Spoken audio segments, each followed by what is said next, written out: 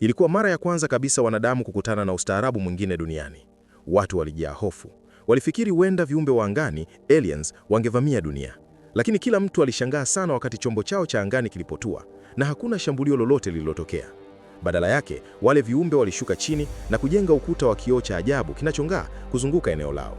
Serikali mara moja ilizingira eneo hilo na kumtuma mwanasayansi mmoja aitwaye Jack kwenda kuchunguza. Jack alipokaribia ule ukuta wa kioo, ghafla aliona kama kuna mlango unafunguka. Ilikuwa kana kwamba mlango huo unamwalika aingie ndani.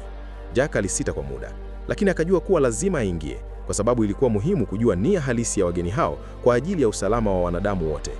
Alipoingia ndani, kila kitu kilikuwa giza kabisa. Ghafla, mwanaume mmoja alitokea mbele yake. Lakini jambo la kushangaza ni kwamba alifanana kabisa na Jack.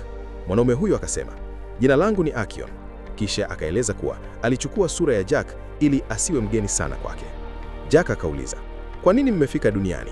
Akion akajibu kwa utulivu, "Tumejaa kusaidia wanadamu, lakini kwa sharti moja. Wanadamu lazima waache utafiti na majaribio yao yote." Jack alikataa mara moja. Ndipo Akion akampa kitu cha ajabu, mpira wa chuma uliokuwa unaonekana mzito. Akasema, "Uweke mahali popote duniani palipochafuliwa au palipojaa sumu. Hautaleta madhara kwa dunia.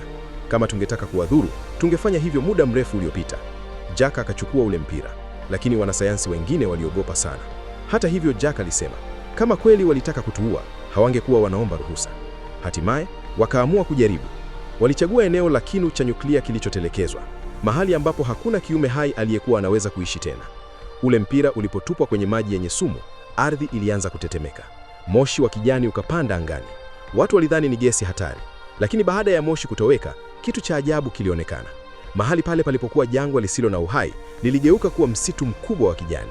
Hewa ikawa safi, harufu nzuri ya majani ikajaa kila mahali. Vipimo vilionyesha kuwa ardhi yote ilikuwa imesafishwa kabisa. Watu wakaanza kuamini kuwa Akion huenda kweli alikuwa na nia nzuri. Lakini wakati Jack alikuwa anaanza kuamini urafiki huo mpya, tukio la kutisha lilitokea.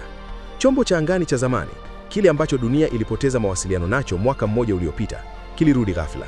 Wanaanga waliokuwa ndani yake walipokelewa kama mashujaa, lakini waliposikia jina Akians, uso wao ukageuka rangi kwa hofu. Wakasema kuwa waliwahi kutembelea sayari moja ambayo ilikuwa na kioo kama kile, lakini kwenye sayari hiyo kitu cha kutisha kilitokea. Polepole, wanadamu wote waliokuwa pale walianza kubadilika na kuwa viumbe wa kigeni.